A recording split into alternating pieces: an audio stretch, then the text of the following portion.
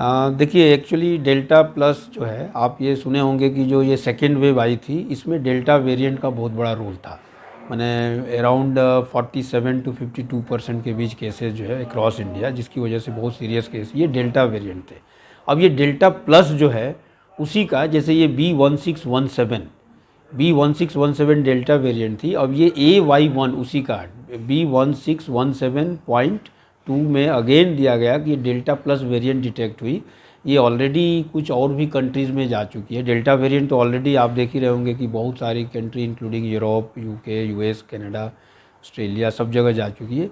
पर नेक्स्ट जो variants of concern जिसको WHO ने डिक्लेयर किया VOC, इसकी रीज़न क्यों ये वेरिएंट्स ऑफ कंसर्न है, क्योंकि ये हाईली इन्फेक्टिव है, ये बहुत ज़्यादा ट्रांसमिस और फास्ट, डेल्टा वेरिएंट ऑलरेडी था, ये उससे भी फास्ट स्प्रेड करता है।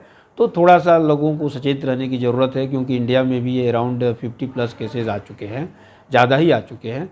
और ये डेफिनेटली हरियाणा में इसकी अभी फर्स्ट एंट्री हुई है, जो AY1 इसको बोलते हैं हम लोग, जो डेल्टा प्लस वेरिएंट है। ये होल जीनोम सीक्वेंसिंग के बाद पता चलता है।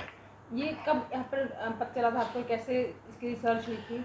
देखिए एक्चुअली एक तो ऑलरेडी एक प्रोटोकॉल है गवर्नमेंट का भी कि कोई भी जो RT-PCR लैब है या जो कोविड हॉस्पिटल है वहाँ से हर महीने जो सैंपल की जाती है रैंडम, एक तो 5% ऑफ टोटल पॉजिटिव, दूसरा है कि जितने री इन्फेक्शन केसेस आते हैं, एक बार के बाद दूसरी बार भी हो गया, तो उन लोगों के सारे सैंपल, और कोई भी फॉरेन रिटर्न या तो फॉरेन सिटीजन हो या इंडियन सिटीजन फॉरेन ट्रेवल करके आया हो, तो उनमें अगर पॉजिटिव आता है तो वो सारे पॉजिटिव सैंपल्स को IGIB होल जीनोम सीक्वेंसिंग के लिए भेजी जाती है। ये एक ट्रेंड है जो हम लोग हर महीने भेजते हैं। बट ये जो आया है, डिटेक्ट हुआ है, ये उससे नहीं हुआ है। हम लोग, हमारा ESIC का एक DBT जो THSI फरीदाबाद में इंस्टीट्यूट है और एक मल्टी सेंटर रिसर्च प्रोजेक्ट चल रहा है, ये लास्ट 1 ईयर लगभग हो गए। हम लोग फर्स्ट वेव में भी कलेक्ट किए थे, इस बार भी किए थे। तो उसमें एक प्रोजेक्ट में हम लोगों का कुछ सैंपल अराउंड 165 का हम होल जीनोम सीक्वेंसिंग के लिए, उसमें IGIB पार्टनर है उस रिसर्च में, तो उनको हम लोग भेजे थे। तो जब ये एनालिसिस चल रहा है तो जैसे ही पॉजिटिव होता है तो दे आर अलर्ट कि कोई भी अगर ये डेल्टा प्लस वेरिएंट या कोई भी, ये तो एक आया, एनी म्यूटेशन डिटेक्ट होता है तो वो इमीडिएटली इन्फॉर्म करते हैं। तो ये कल मुझे जैसे ही पता चला कि कोई एक पॉजिटिव यहाँ डिटेक्ट हुआ है, तो हम लोग ने, हमारे डीन सर का भी फ़ोन आया, सिविल सर्जन का आया, सभी को, तो इसको डिटेक्ट करना शुरू कर दिया कि ये कहाँ से है, कैसे हुआ। तो ये हम लोगों ने PGI रोहतक से कम्युनिकेट किया, IDSP पर, ये पता चला कि जो यहाँ से सैंपल भेजा गया था एज़ पर प्रोटोकॉल उसमें से नहीं था। फिर मैंने कांटेक्ट किया जो हमारे THSI के एग्जीक्यूटिव डायरेक्टर हैं डॉक्टर प्रमोद गर्ग, जो पहले एम्स में थे, ही डायरेक्टर नाउ। तो उन्होंने इमीडिएटली अपनी टीम को लगा दिया और विदिन 10 मिनट्स हमें इन्फॉर्मेशन आ गई, उसके बारे में डिटेल आ गया। यस, हमारे रिसर्च प्रोजेक्ट के जीन सीक्वेंसिंग से ये पता चला। तो जो ये डेल्टा प्लस वेरिएंट, चाहे वो थ्रू रिसर्च आए, चाहे वो हमारी ट्रेसिंग से आए, चाहे जांच से आए, उसको इमीडिएटली रिपोर्टिंग की जाती है। तो हम लोगों ने इसकी information additional chief secretary health government of Haryana को इन्फॉर्म कर दिया है। तो इसकी उम्र क्या होगी? अगर एरिया बता सकते हो, एरिया बता दीजिए।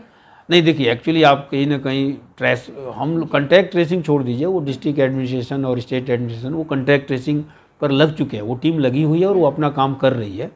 पेशेंट की आइडेंटिटी कॉन्फिडेंशियल रखी जाती है, हमारे कुछ लिमिटेशंस हैं। खतरनाक है अदर वायरस जो पहले देखिए डेफिनेटली ये जो सेकेंड वेव में जो डेल्टा वेरिएंट था, ये डेल्टा प्लस उससे ज़्यादा खतरनाक है। गवर्नमेंट इस पर अलर्ट पे रख दिया गया, ऑलरेडी डायरेक्टरी एडवाइजरी भी गवर्नमेंट से आ चुकी है कि अभी जो है लोगों को कोई भी इस टाइप के, मान लीजिए सेकेंड, हर व्यक्ति को मैं ये अपील करूँगा कि जो सेकेंड टाइम पॉजिटिव हो रहे हैं या वैक्सीन की सेकेंड डोज लेने के बाद पॉजिटिव हो रहे हैं, तो वो लोग इमीडिएटली सिम्टम आ रहे हैं तो जाके टेस्ट कराएं, और जहाँ पर टेस्ट हो रहा है ये उनकी जिम्मेवारी है कि उसकी जीनोम सीक्वेंसिंग कराएं, क्योंकि जब एक बार एंट्री हुई है ये बहुत ही उससे ज़्यादा डेंजरस है, हाईली इन्फेक्टिव है, तो डेफिनेटली ये ज़्यादा तेज़ी से स्प्रेड कर सकता है। तो लोगों को अलर्ट रहने की ज़रूरत है। आपने सिम्टम्स की बात की, सिम्टम्स क्या है इसके? देखिए सिम्टम मोर और लेस सेम ही होंगे। इसमें भी जो है आपको फीवर, कफ, कोल्ड होगा। इसमें भी चूँकि इसकी भी एंट्री लंग्स में ही फास्ट होती है तो ऑब्वियसली ब्रीदिंग डिफ़िकल्टी भी हो सकती है। तो सिम्टम में आपको ज़्यादा चेंजेस नहीं आएगा। तो इसकी अगेन आपको जीनोम सीक्वेंसिंग के ही थ्रू इन्फॉर्मेशन पता चलेगा कि ये वही वेरिएंट है कि नहीं। आज देखिए इंपॉर्टेंस ऑफ रिसर्च, क्यों रिसर्च करनी, ये आज रिसर्च के ही थ्रू ये डिटेक्ट हुआ है। शायद ये हो सकता है कि मिस हो गया होता, तो मैं यही बोलूँगा कि शायद गवर्नमेंट भी सपोर्ट कर रही है, हम लोग भी कर रहे हैं, और मेडिकल एजुकेशन इंस्टीट्यूशन में तो रिसर्च एक पार्ट है, तो निश्चित रूप से रिसर्च के थ्रू ये डिटेक्ट हुआ है।